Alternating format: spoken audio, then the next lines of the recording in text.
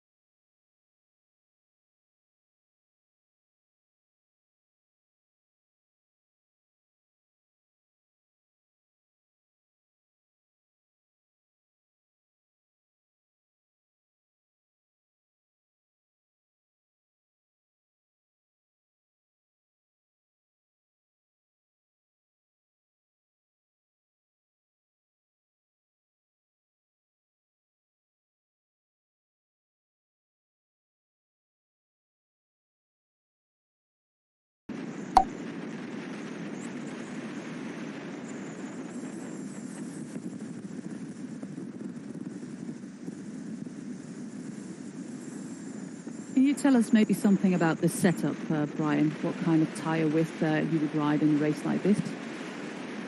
I think quite normal now.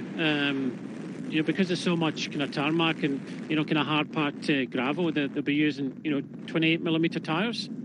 So I don't think nowadays in a lot of the classics, even a lot of the road events now, most of them aren't really changing too much now. When we look back at classics like Paris-Roubaix, you'd maybe put some tweaks here and there. But nowadays it seems to be kind of normal. It's all about, I think, more about the tyre pressures, maybe the gearing than anything else. So tyre pressures, I think, will be, normal. In Paris-Roubaix, they're a lot less. When you talk about, a lot of the riders maybe have 8 bar in their tyres, can anywhere between 4.5 and 5.5 for the likes of Paris-Roubaix. But I think it would just be normal tyre sets, pressures here, and normal bike setup. I read that Intermarché want to even have 32s. That seems excessive. Yeah, it depends on the gearing. I would think.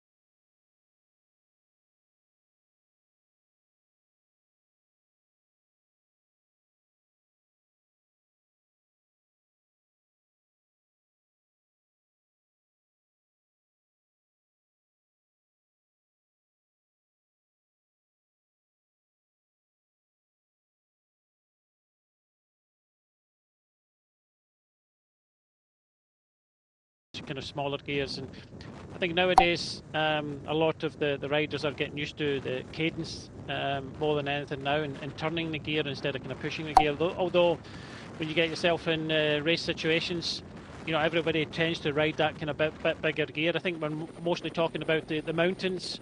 The cadence definitely gone up from when I was pro. We had, I think, 39 rings at that time, but 23 on the back. Now they've got really small gears now, and it makes it a hell of a lot easier to go up steep gradients. More like mountain bike gearing nowadays. Sometimes just the one-on-one ratio, front to back. The chasing group has, I think this is the chasing group. Judging, we have Tim Wellens there, one of the riders. I think this is actually the group that is behind those 5. Yeah, this is the peloton.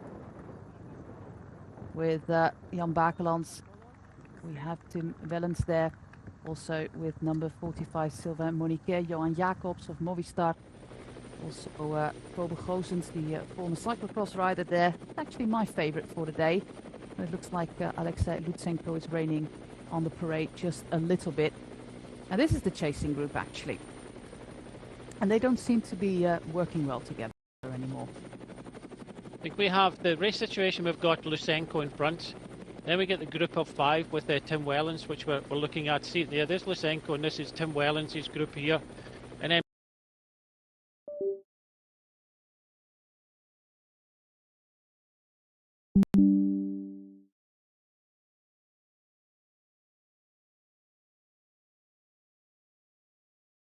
behind, we've got a group of Bachmann, Louvel, Adria, Nicolo, and Andreas Krohn.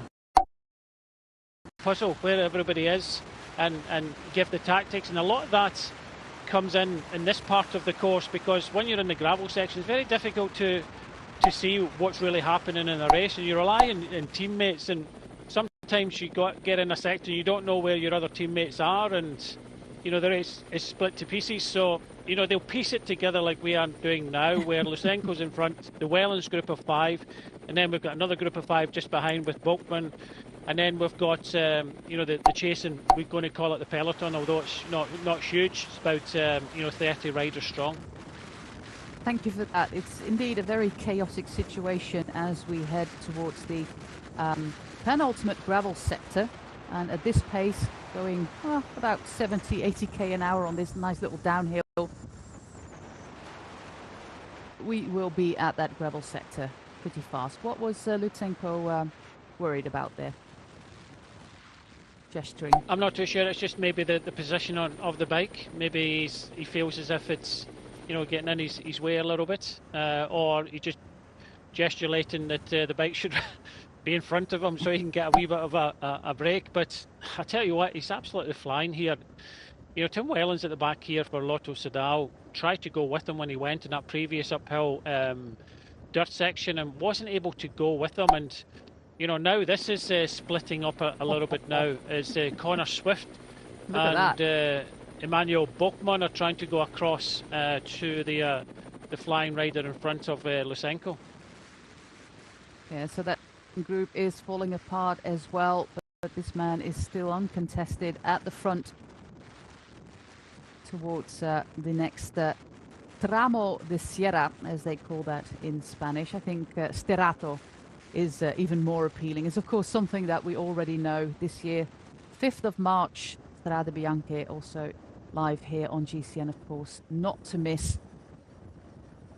But so far we have one rider who's, well, basically excelling on the gravel like he did last year in La Serenissima. And I think it was quite telling, Brian, how easy he just left Tim Wellens behind there.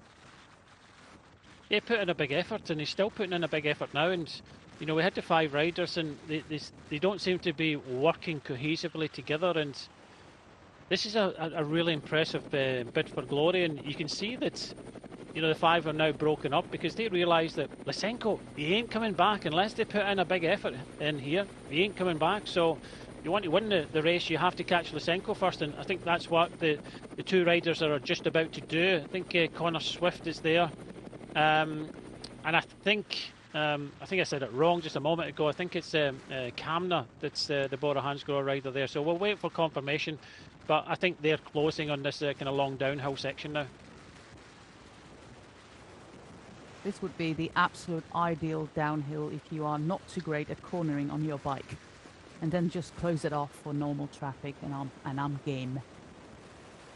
Lutsenko trying to be as aerodynamic as possible within the current rules, because of course you can't do certain things anymore according to UCI. But yeah, we've got 2 riders almost with the former national champion of Kazakhstan, Alexei Lutsenko, and absolutely most important rider from the country of Kazakhstan on the team of Vinokurov.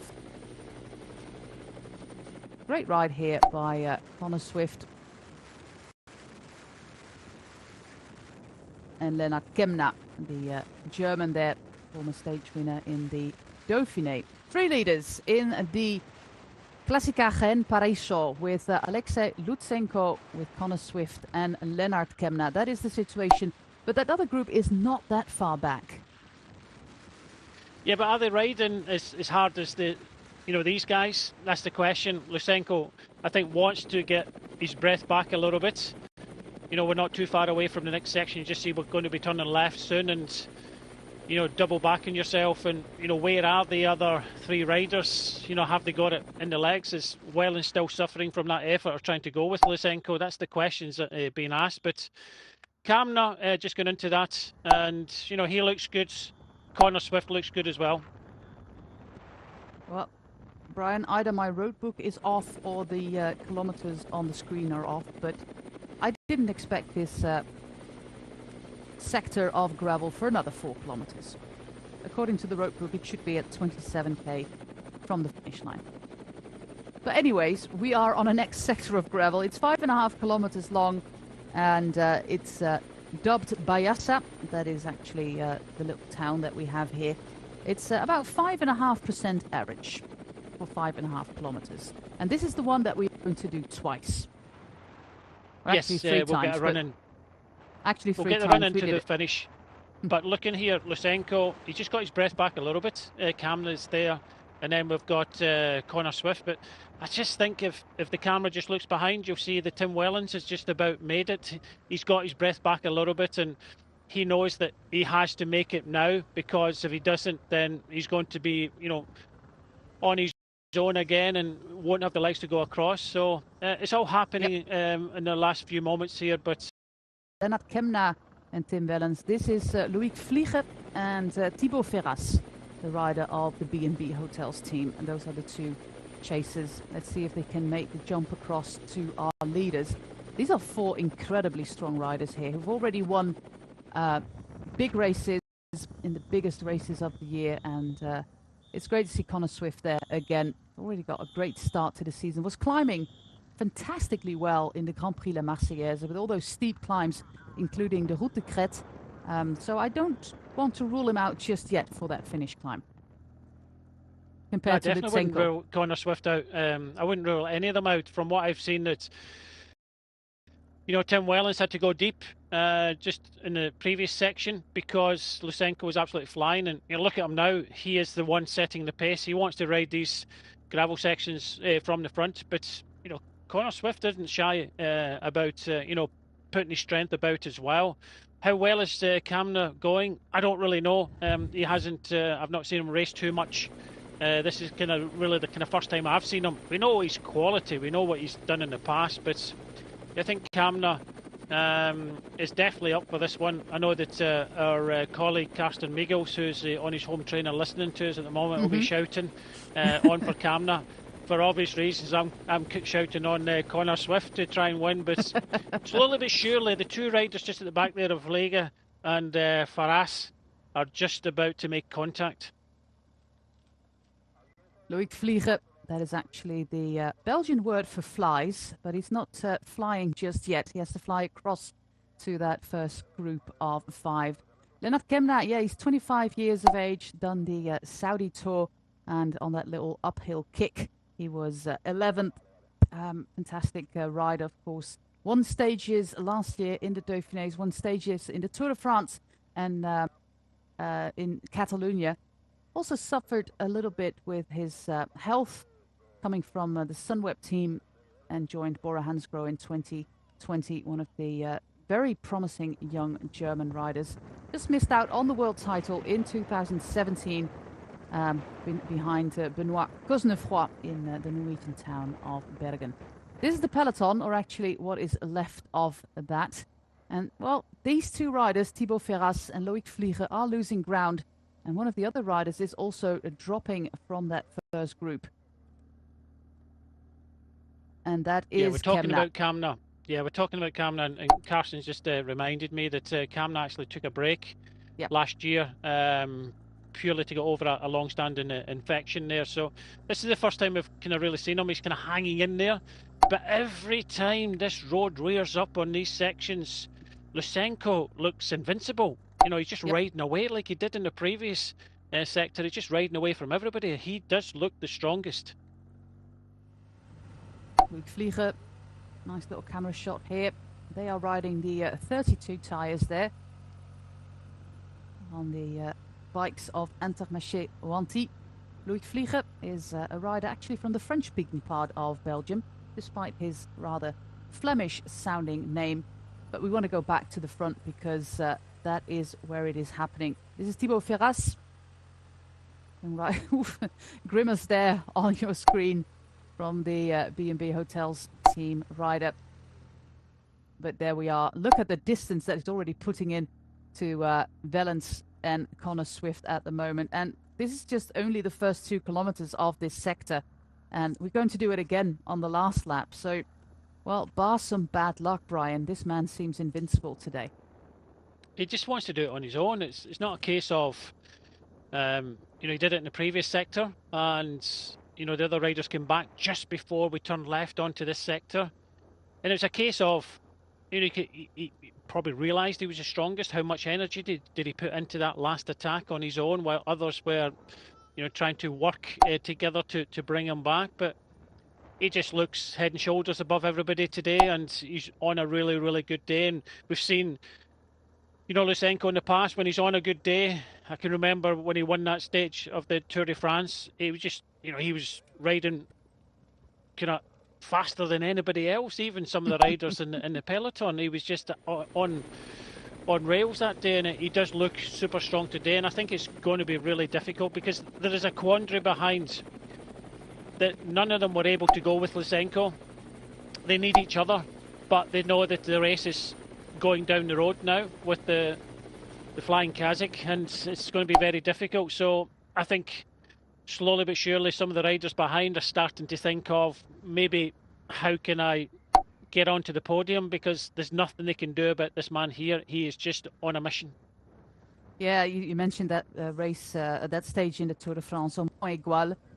It was the sixth stage. He was there with Jesus Herrada, putting in almost a minute on the Spaniard and over 2 minutes on the rest of the peloton.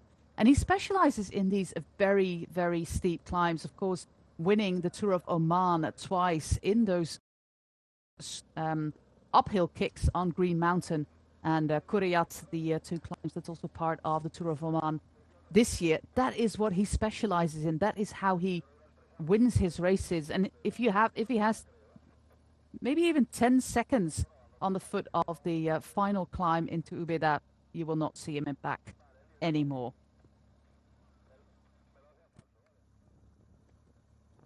What a spectacular view this is, as Ubeda is on the horizon already.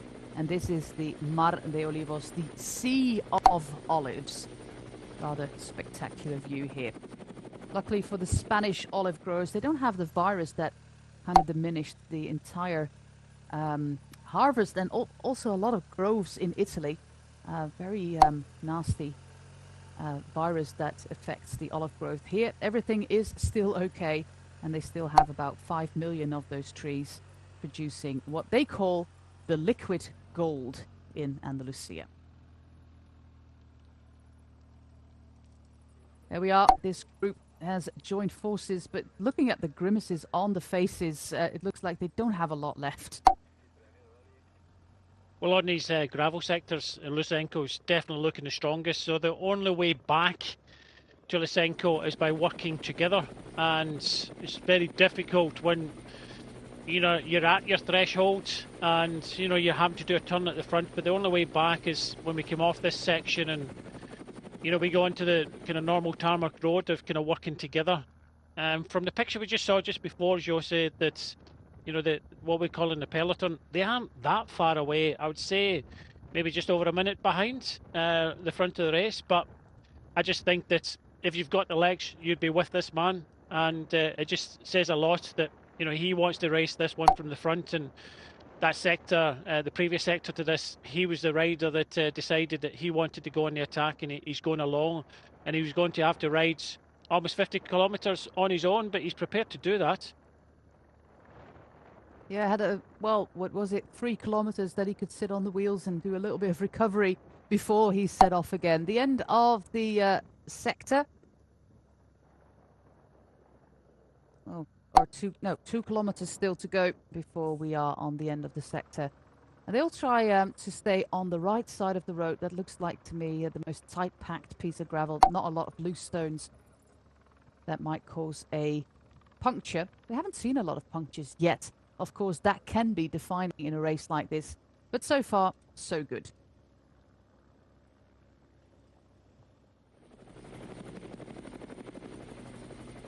This is the final 2 kilometers towards the finish line.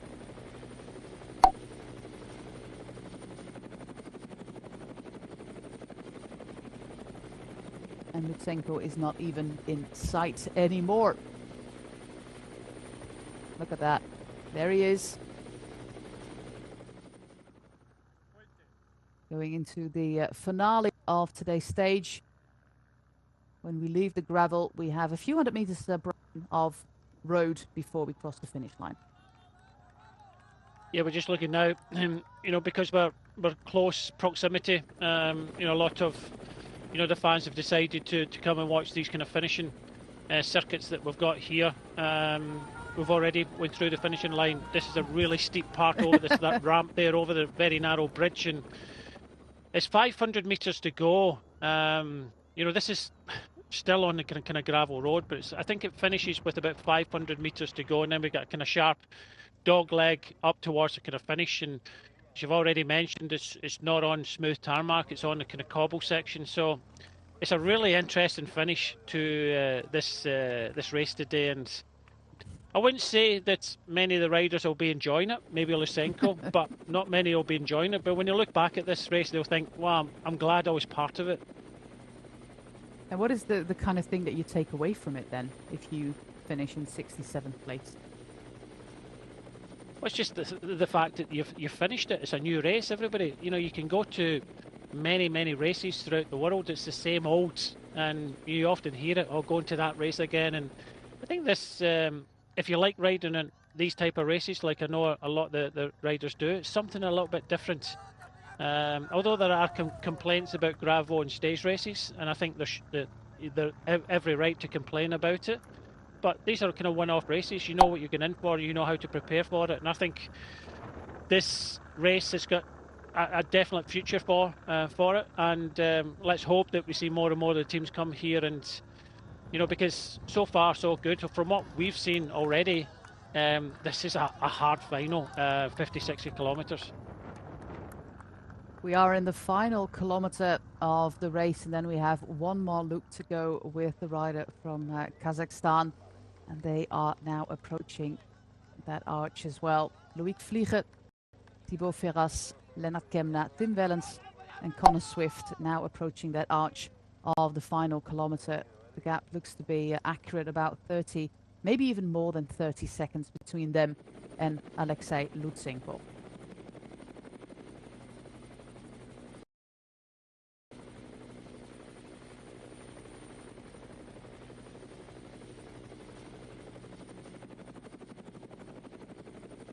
Let's go back to our lone leader.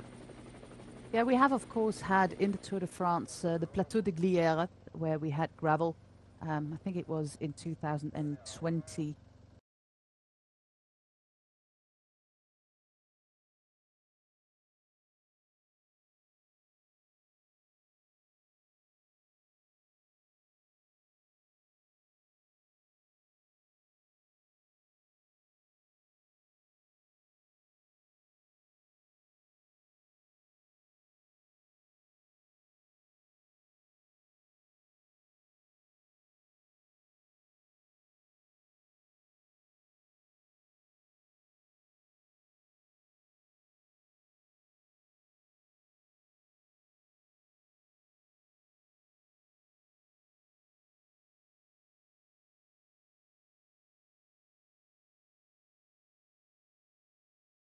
Actually quite sad that Alejandro Valverde is not here. It could have been a good battle between the two.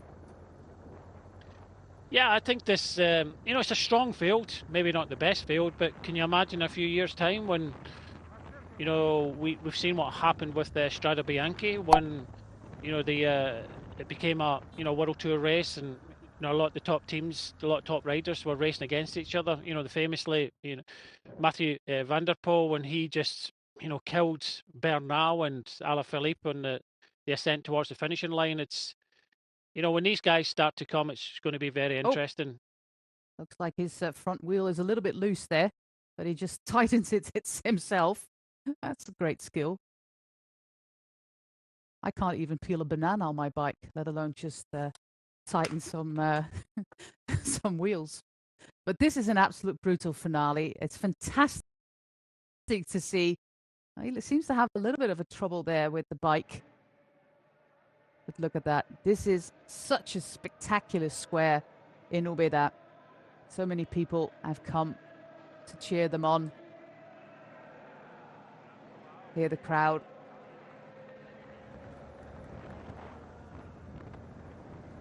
And now we're going to do the same thing again with that very, very hard last kilometer.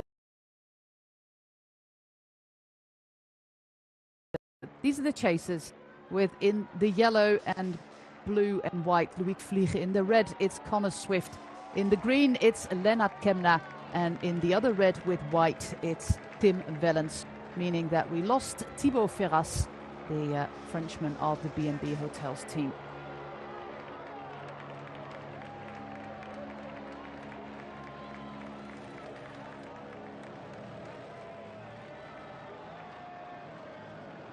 Such a great rider, Connor Swift, who, of course, has won great things on his own. And people kind of frowned, Brian, that he was going to the French team, but he was of immense value in the Tour de France to Nairo Quintana. Definitely. I don't think Team Sky at the time.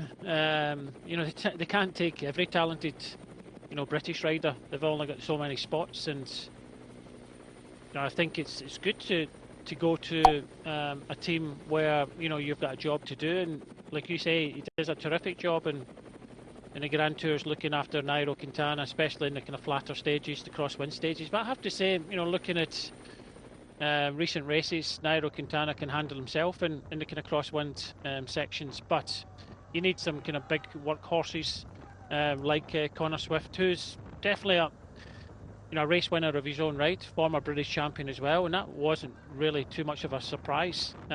He was the strongest in the race that day, and you know, just you know, rode to a nice victory, and that kind of elevated his stature. And you know, now he's just enjoying bike racing. He's enjoying being part of this team, and who knows what his future holds for him. But you know, he's a grounded individual and definitely a strong rider. He changed mid-season from the Medicine Genesis team to Arkea Samsic to be with Quintana. Problem here for Loïc Vliet. Sadly for him, we move back to Lutsenko. One more thing about Connor Swift. There was a mid-season transfer in 2019 to Arkea Samsic. Was he signed especially for the Grand Tour duties surrounding their team captain? Very possibly. I don't know too much about the particulars around the signing of it. It's just a case of, I think he was British champion at the time, and you know, you can get some good publicity from that. So I don't know the particulars around it, but we've just seen, I was about to say that, you know, we haven't seen too many punctures or crashes. But the only thing that's going to kind of stop, when I saw him, you know, doing something with his front wheel, the only thing that's going to stop him is a mechanical and not having his team card behind. You saw the neutral service card there. In these gaps, it's always very difficult because, you know, the team cars are only allowed in if the gap's over 1 minute. And unfortunately for Vliega, he had that mechanical, and because Faras had been dropped from B&B Hotels, the cars weren't allowed in that gap, so he's having to wait. So I think it's going to be difficult for Vliega to get back to this trio. I do believe that Lutsenko is on his way to victory. I know there's still just over 20 kilometres to go to the finish, but you know, they've still got a challenge here for who is going to finish on the podium, because Tim Wellens is there in the Lotto Soudal colours. You can see Kamna just, you know, skipping a turn at the moment, flick of the elbow from Tim Wellens. He knows that Kamna's a good rider, but I think Kamna's just kind of struggling a little bit at the moment to stay with the kind of power horses of Connor Swift. But this man is on a spectacular day today. He is one of the Kazakh riders, of course, of this team that is sponsored by the state of Kazakhstan. 29 years of age, started his career here and has been part of the team ever since. Signed a long-term contract until 2024. And of course, Alexander Vinokurov cannot afford to let the most prolific and most well-known rider from Kazakhstan, since, well, himself, let him go. If there's offers from other teams, I'm sure that the national government will match that to keep Lutsenko on the national team. It's actually quite a weird situation to have a team sponsored by a country, but of course we have other examples of that. They've been around quite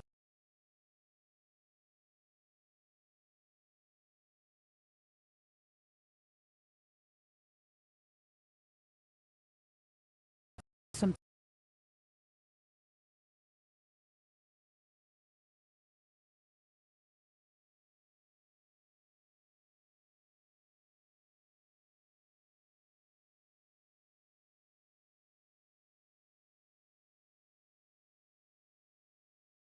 Well, at the start of the season, you mentioned a bit of his palmares before, normally in the Tour of Oman up at Green Mountain, and you know, he knew coming to this race that you know, what sort of form he was on.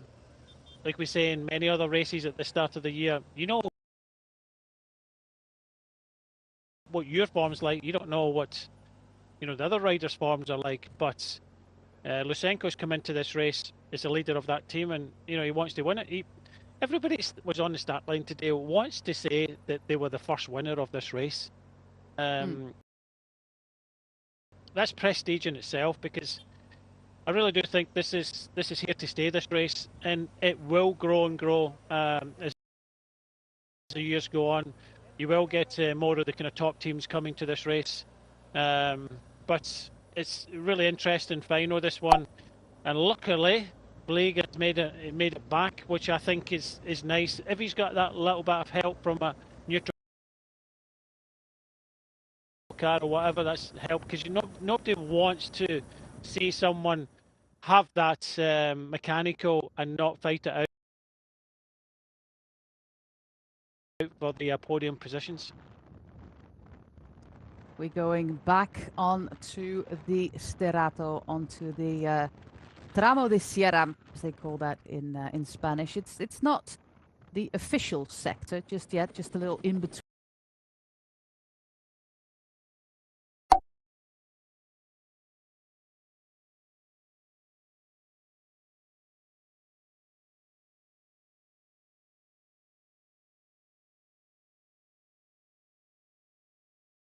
Sector. The final one comes at 7.4 kilometers to go. But these are basically just the roads in between the olive groves to for the track. I don't think they're used for anything else but tractors and just people needing to be there. Otherwise, why would you want to ride your bike on a road like that if you can go on smooth asphalt? Like, we have them all over. You know, they are farm roads, but at the end of the day, when they put these new roads in, nobody uses them anymore. Everybody wants to ride off-road nowadays. I remember there were people still riding on 23mm tires. Those were the days, like last year. Fantastic, fantastic view here for this man. It's not even gravel; it's apparently just asphalt, but such a steep factor there. Neutral surface car behind the group with Tim Wellens, Connor Swift, Loïc Vlieger, and Lennart Kemna. And let's see if we can get an accurate time gap. I think a minute should be more or less accurate. The camera bike motor kind of stuck between the team car of Lotto Soudal there, trying to get past it. But roads are not that wide here, as everybody takes advantage of the last possibility to get some drinks. Normally the last 20 kilometers, but according to the GPS, we're already inside that 20-kilometer mark. I do hope that Lotto Soudal read the road book and the rule book. Yeah, the rules are there. It clearly says after 30 kilometres in a race and 20 kilometres to go, but the commissaires will announce that as the race starts in the neutralisation zone, that I would think they'd move it. In this race, where it's split all over the place, they'd maybe move it to kind of 10 kilometres to go.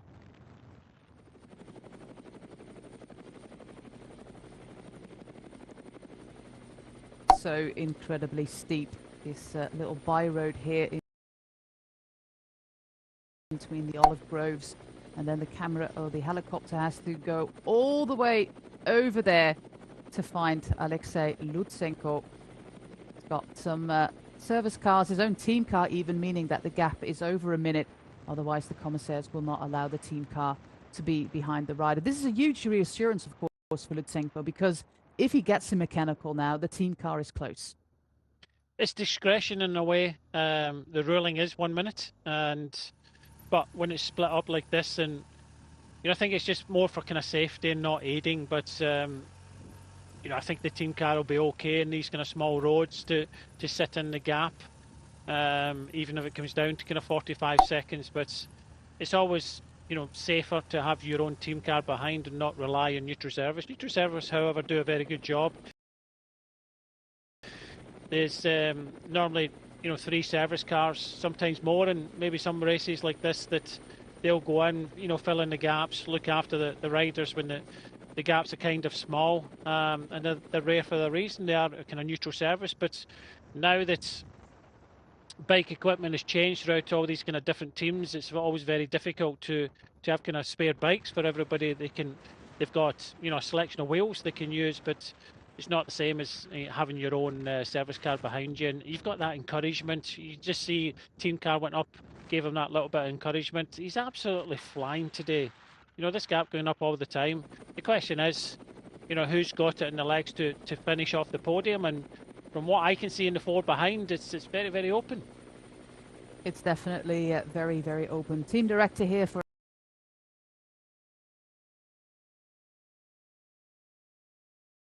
But these riders, if you've got the legs, you would have went with them. They didn't. They don't have the legs. But there's a bit of prestige about finishing on the podium, and I think these riders now are starting to think about the podium. There's four. There's only two more podium spots now. So they're kind of racing within themselves now. I cannot see this gap coming down. Lysenko is flowing up the roads. Now the four behind are not doing their turn at the front to bring this rider back. Although, yeah, you have to encourage a rider, because it's going to take, anything can happen in these sections. You know, you can mechanical, but you've got your team car behind you. I think it'd be okay. But barring any major kind of incidents and things like that, I think Lysenko should be okay. We just saw a glimpse of the other group. This is the chasing group of Wellens. There's another few riders in between. The peloton aren't that far behind. So I think if the sports director's given that information, the peloton are roughly maybe within a minute of these four riders. So they have to think about, you know, riding with each other, which they're doing. They're doing their turns, but I think it's too much. They know that the rider in front, Lysenko, is absolutely flying on a good day. These four riders are starting to think of how they can finish second in the race and try and stay away from the riders just behind. Well, Astana don't have a win just yet this season. The teams of the four chasers all have multiple wins already, with Arkea Samsic, Bora Hensgrohe, Lotte Soudal and Intermarché Wanty. So that would be the first season win for this man, for Alexei Lutsenko. It's his first race day, so that's no miracle, but also the first for his team. Always a good day for a team that they have that first win mid-February. Why is he having such large pulley wheels, Brian? Is that useful on roads like this, or is it something that they always have?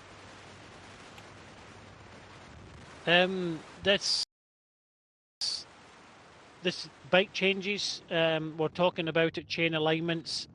I know that Ceramic Speed came in quite a few years ago with the larger jockey wheels at the back. It's just the way that the chain aligns to make it a lot kind of smoother and less tight. So yeah, these are all kind of modern changes within cycling equipment. They seem, well, resigned to the fact that they are not going to win this bike race, these four. But can they go for the podium like Brian explained, or is the peloton coming back? We are on the big roads again, but just like basically everywhere in Spain, it's rising. Spanish flat, and they say it's a flat stage, and then you have roads like this, and then you end up with 2,000 meters of elevation. This race is over 3,000 meters of elevation in total. Most of it, like we said, on gravel, and that means that the average speed is not that high, but still, well, respectable. Let's see if we can see on this shot where the peloton actually is on this rather impressive roundabout.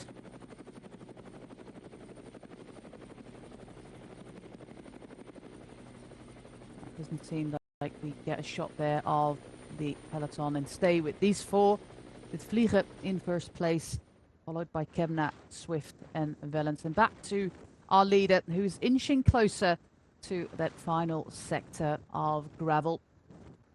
It's exactly what he did last year in La Serenissima. Had a fantastic end to the season, this Alexei Lutsenko. winning the Coppa Agostoni and coming in fourth in the Veneto Classica, then winning that La Serenissima Classic. La Serenissima, that's actually the name of the city of Venice back in the time when they were one of the biggest trading powers in the world. That will come back on the calendar in October for the professional riders. And it shows that that was not a fluke by Alexei Lutsenko, because he seems very well adapted to the gravel. There's a very busy program this year. Alexei Lutsenko goes on to the Ruta del Sol and then the Omloop het Nieuwsblad. And then a lot of the Belgian classics this year, both the Cobbled Classics and the 3 Ardennes Classics. And of course, the Tour de France is back on the schedule as well.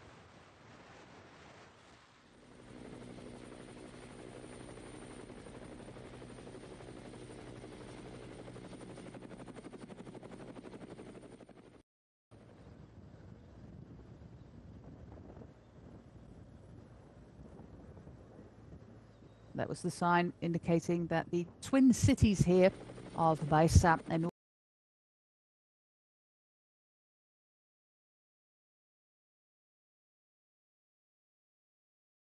in a lot of tourists, and hopefully we'll see some nice shots of those buildings when we cross the finish line in 12.9 kilometers to go from now. But especially those final 7 kilometers are very, very difficult. It will be interesting, Brian, to see if anybody is able to come back from the peloton, but judging from this situation, I don't think so. We haven't seen them yet. We haven't seen much of them in the past. No, from the team cars are still there behind this group, so that suggests that the gap is, just over 1 minute. But these are the strongest riders at the front of the race now, so I can't see anybody coming back. It's going to take a huge effort to be able to do that, because the crunch time was when we got to about 70 kilometres to go, when we did a couple of sectors, 2 or 3 sectors early on in the race today, but most of it towards the end. And, everybody that wanted to be there had to be there. And I think when Lysenko was going and we first saw the pictures, it was splitting up.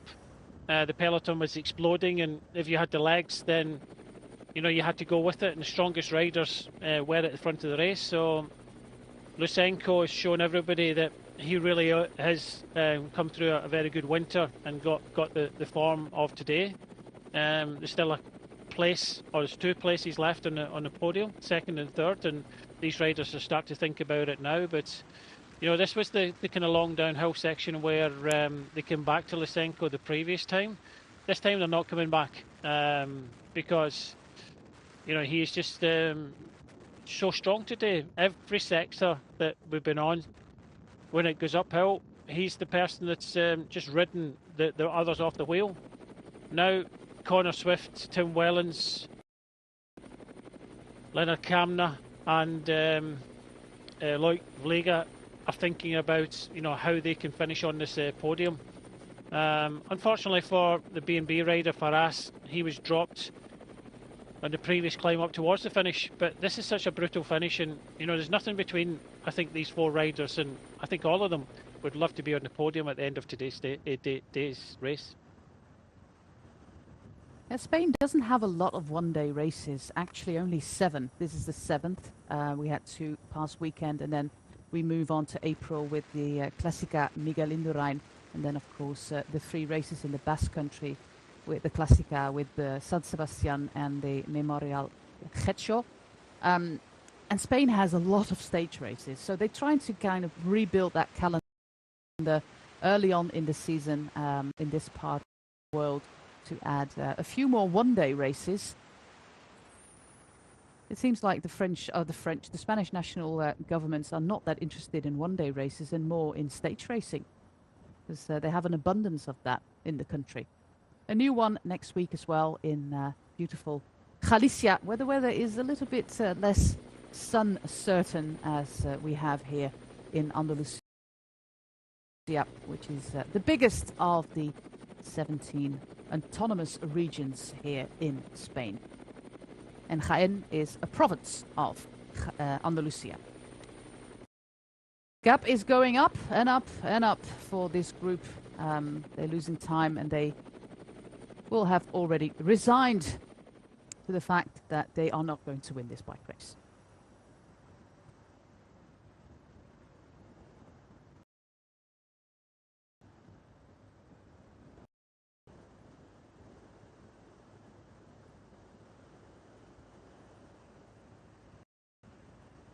After this long downhill stretch, it's straight on to the gravel again for Alexei Lutsenko. We have that very sharp turn coming up. There it is. And then it's the 7th and last sector of gravel. GPS indicates 11.8 kilometers. I have it in 7.4 kilometers from the finish line. So that is where we are now at the moment. So 7.5 kilometers to go for Alexei Lutsenko as he embarks on this last stretch of Sterato. I wanted to say the Sierra of gravel. And it's 5.5% average. And these guys still have about a minute to go until they reach that point. See the nice little flags there on the sleeves of Connor Swift, the former national champion. Seems to be a good name to have in the UK if you want to be national champion, Swift.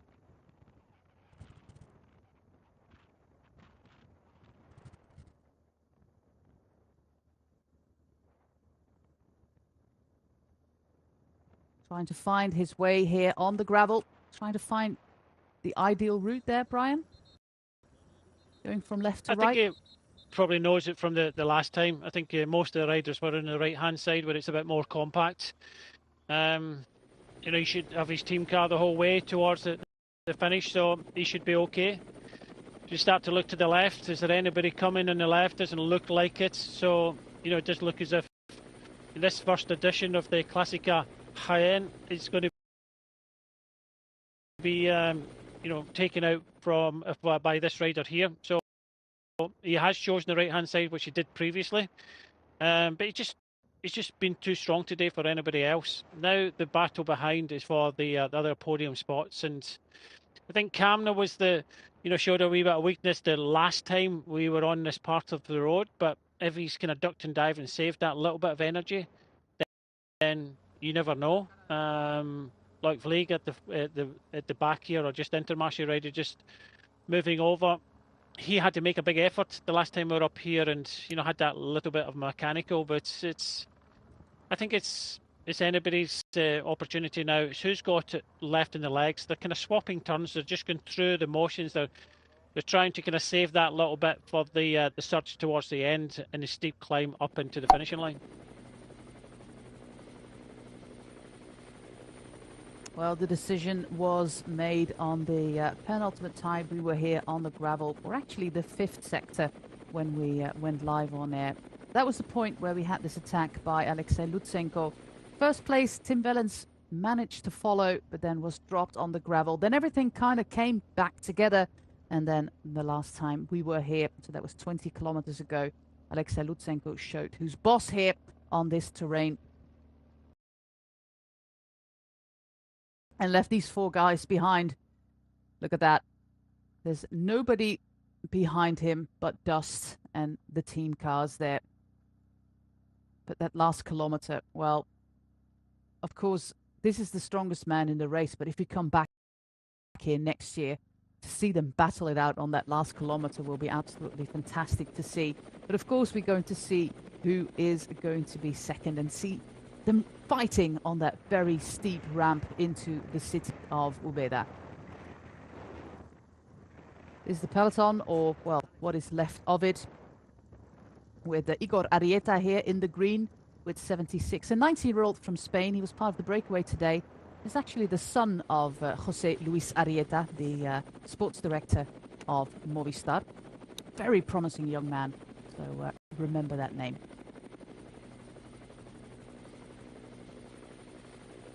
I think they're quite evenly matched, Brian, these four. Yeah, we'll see when we get further up to town. They're staying together. I cannot see anybody kind of trying to attack. I think everybody knows that it is a difficult climb up towards the finish, and they're trying to save as much energy for that kind of search for the kind of minor places today. But it's been a good start for this race. Strong riders on the start line. Strongest, in these type of races always wins. Absolutely no place to hide when this race starts to explode, which it does on these sort of kind of sectors of roads. The strongest riders are always towards the fore. Just putting into perspective, when Lusenko went with over 50 kilometres to go, Tim Wellens was about 10 metres off his wheel, couldn't close, and it just showed that even a rider that we know he's clearly he's on some good form is Tim Wellens. He's already won in Mallorca, one of the Challenge Mallorca races, and he's come here as one of the favourites. He came here to try and win this race, and he came up against a better man today. He's leading this group there in that recognisable kit of Lotto Soudal. They didn't change anything about their team kit this year. And this is the chasing group with number 34 here, young Sean Quinn of EF Education Easy Post, one of those talented young American riders from the Hagen's Birmingham Action team, now pro with this team. But yeah, let's see what they are going to do. Connor Swift looks very impressive, has done finishes like this before, but maybe it's a little bit too steep for him. I think it's a lot of it's going to come down to what you've got left in the legs. It's only a short effort. Have you looked after yourself during this race? Have you conserved a little bit in the last kind of 10 kilometres, knowing that you're not going to come back to the front of the race?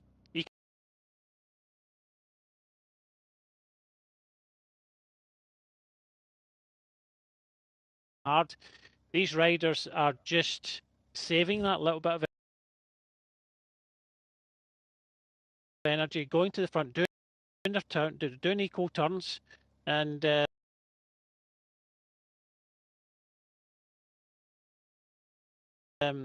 want to save that little bit of energy for the climb up to the town in front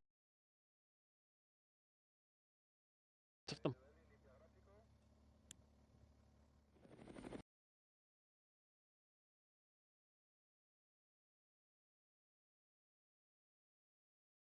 That was the location last year. They want to save that little bit of energy for the climb up to the town in front of them.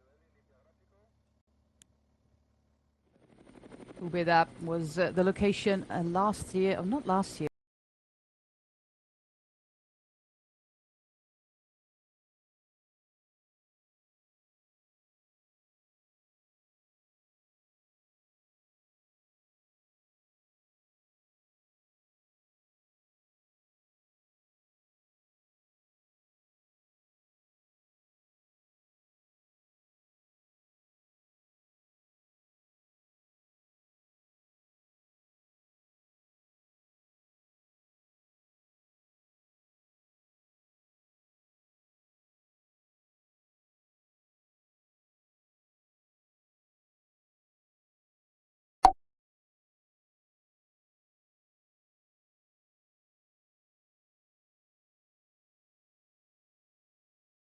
Have been one of the first of his career.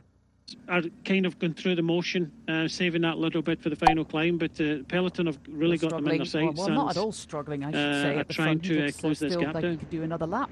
Yeah, for Arkea Samsic, points in the UCI Europe Tour are very important for we just saw a glimpse of the Peloton relegation behind, and promotion system, and also for who is Louvel, first and second in that category, because just like this year, that would mean they get a wild card for all the big World Tour races, including the biggest prize of them all. Sometimes I have to kind of question, do they know? So points are important for Arkea Samsic, so that's why they try to get as many riders in the top 10, possibly even 3, with Louvel and Barguil. Kemna leading at the moment ahead of Wellens, Swift and Vliegen, who's already set himself in last wheel here, I noticed.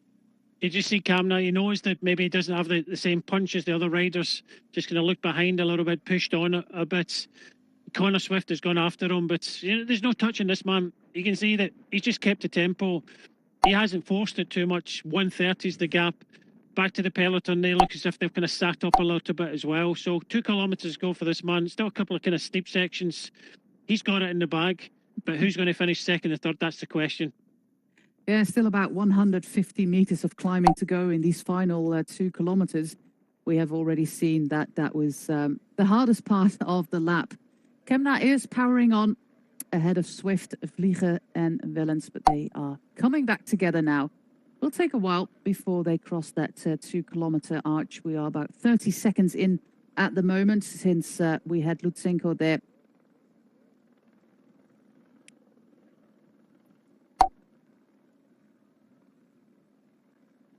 And they are still not at the 2 kilometer to go sign. Kemna, Vliegen, Swift and Wellens is the quartet that we have here. And it looks like Lutsenko might win this race, like I said, with about a 2-minute advantage because they already start looking at each other, these 4. There we go, on his way to that very narrow bridge and very steep bridge as well. This man, Alexei Lutsenko, first race day of the year, first win is coming up as well. There's the bridge. And then it's still a kilometer to go before we are at the finish line. Looks like all the people we just saw on the last lap here have moved towards the finish line because there's nobody left. Look at that. That is almost 2 minutes, Brian. Really no surprise that, oh, we got a problem here. Just kind of lost it a little bit. So you just see that kind of gravel section there. You're not kind of pitched really steeply onto that point. And I said, in any incident, he's still got a minute, but sometimes you just that kind of slip. He puts the power down, back wheel slips. You don't have that traction and, you know, forced to a halt. We're going to see it here as he just gets forced onto that kind of gravel part there. Just gets stuck in the kind of deep gravel there. Pulls his foot out, pushes off again. Absolutely no problems. But it just goes to show you that, you know, these gravel sections, even for the cars, are very kind of difficult. Squeeze. Yeah. And the motorbikes, everybody's suffering there on the little ramp onto the bridge. Well, let's go back to the bike riders. I'm not really interested in seeing team cars go up the bridge. They are approaching the final kilometer. But of course, we're looking at the man at front. This is for second place. And it's been this situation for the last 35 kilometers. They're approaching the bridge, and it's been, well, at least 2 minutes since Hill and a golden olive as a trophy for the winner of this race. It's probably something that he's never won before. Last kilometer here. This is very, very hard, this last kilometer. And even Lutsenko, after 190k, is suffering.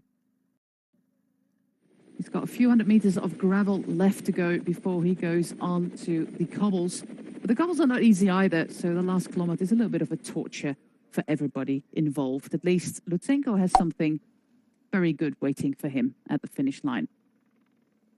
You can see this quartet, maybe apart from Leonard Kamna on the left-hand side, they're keeping the gears down, keeping that kind of cadence up there, saving that little bit of energy. They know that they've got a potential, minute and a half effort up into maybe 2 minutes effort into the town to try and get that kind of second spot. So you can just see they're kind of turning that kind of smaller gears down round and, you know, thinking of what's to come because, you know, they've already seen it in the previous lap, what it entails. And yeah, it's going to be a bit of a challenge for these 4 behind and who is going to finish in second and third position. And I think Tim Wellens will want to try and get that kind of second spot. he did look good out in the course, although when he tried to go with the Lutsenko here, he kind of blew his legs a little bit. He looks as if he's recovered a little bit now, and I think Tim Wellens will want to try and finish second here.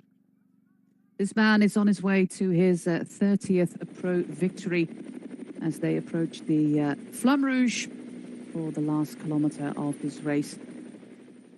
Of course, he's won many races in Kazakhstan, national championships, and of course the Tour of Almaty, which is a must win if you ride for the Astana team, their own home race. There goes Loïc Vliegen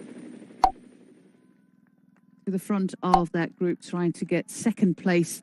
And these very, very steep ramps up to about 13% as we head towards the cobbles there in the city of Ubeda are the hardest of this course. But he has a really, really big margin, Alexei Lutsenko, on his way to his first victory of the year on his first race day. Brendan McNulty did that at Mallorca already. Always nice to start the season like that. Look at that. Look at how steep that is. Oof. I could do with a little push there, but nobody's trying to, and there he is. But this is still not easy. We still have about 500 meters to go, but at least the surface gives you a little bit more traction here as you go towards the finish line, towards the Vasquez de Molina Plaza, the square in the center of Ubeda. It's not a really big town, but it's a nice walled town, as you can see here, with the fortifications protecting against the foreign invasive powers. This man is on his way to the first victory of the season for his team and, of course, his first victory. But let's see what's happening behind there. It looks like the two Belgians are joining each other. Loïc Vliegen, Tim Wellens. And there we are inside of the finish cameras. He's got all the time in the world to celebrate this victory because he was by far the strongest on the roads here in the province of Jaén for the very first edition of the Clasica Jaen Paris Interior. 200 meters still to go as we head towards the plaza. And a rather magnificent victory for this man, for Alexei Lutsenko, specialist when it comes to steep ramps. He's done that in the Vuelta, he's done that in the Tour of Oman many times before. And of course, well, maybe the biggest victory of his career in the Tour de France 2 years ago. He's the first winner of this Clasica Jaen Paris Interior, Alexei Lutsenko.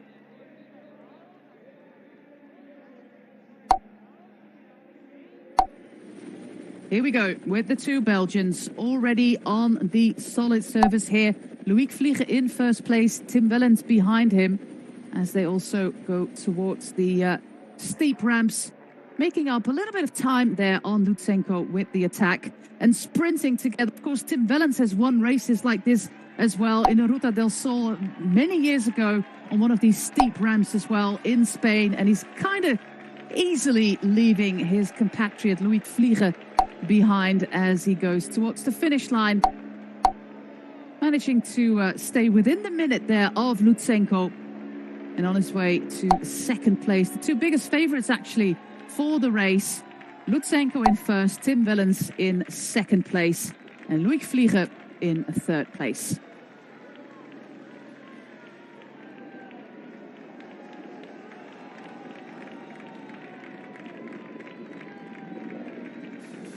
And it's up to Connor Swift for fourth place